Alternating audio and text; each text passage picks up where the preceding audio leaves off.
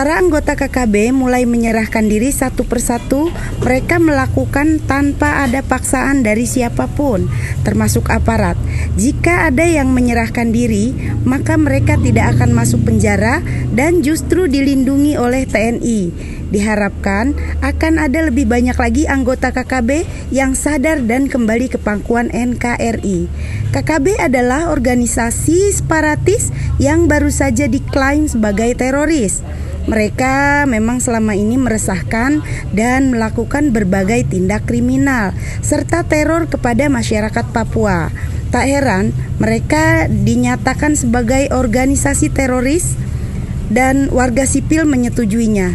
Namun KKB malah kebakaran jenggot dan makin menggila dalam penyerangan. Akan tetapi ada berita bagus ketika 3 orang anggota KKB merupakan anak buah Lekagak Telenggen menyerahkan diri dengan sukarela ke anggota TNI dan Polri. Setelah menyerahkan diri, mereka tak akan dijebloskan ke penjara, malah akan mendapatkan proteksi dari aparat.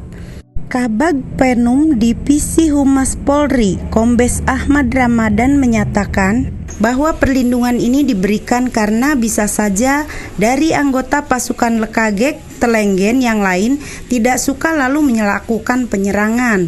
Dalam artian, jika ada aparat yang menjaga, akan menghindari konflik baru dan peperangan antar anggota. Jadi, masyarakat tidak usah khawatir karena perlindungan ini bukan berarti membuat ex anggota KKB diistimewakan, melainkan untuk alasan kemanusiaan. Karena mereka sudah sadar dan rela untuk kembali ke pangkuan Ibu Pertiwi. Jadi, harus dihargai usaha dan keberaniannya. Mereka memang dulu adalah anggota KKB yang sering melakukan tindak kriminal. Akan tetapi, setelah menyerahkan diri dan lari dari pasukannya, mereka sadar dan bertobat untuk tidak mengulangi perbuatannya. Tuhan saja mau menerima pertobatan manusia yang berdosa, apalagi sesama manusia. Selain itu, mereka akan berangkat untuk menyerahkan diri karena sudah sangat beresiko tinggi. Jika ketahuan oleh anggota KKB yang lain, akan tak segan untuk melawan, bahkan menembak, agar mereka membatalkan niat untuk pergi ke markas TNI atau Polri. Tak heran keberanian mereka patut diberi apresiasi berupa proteksi. Kombes Ahmad melanjutkan, perlindungan ini tentu disertai dengan pengawasan dan pembinaan.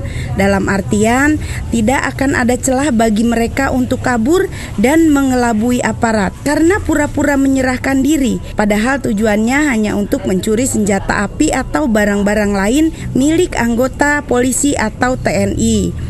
Jadi masyarakat tidak usah takut ketika membaca berita anggota KKB yang menyerahkan diri, karena mereka diawasi secara diam-diam baik melalui aparat maupun kamera CCTV.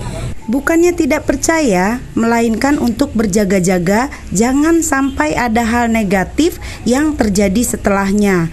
Masyarakat juga tidak usah khawatir jika ada anggota KKB yang menyerahkan diri karena dipastikan tidak akan kembali meneror warga sipil.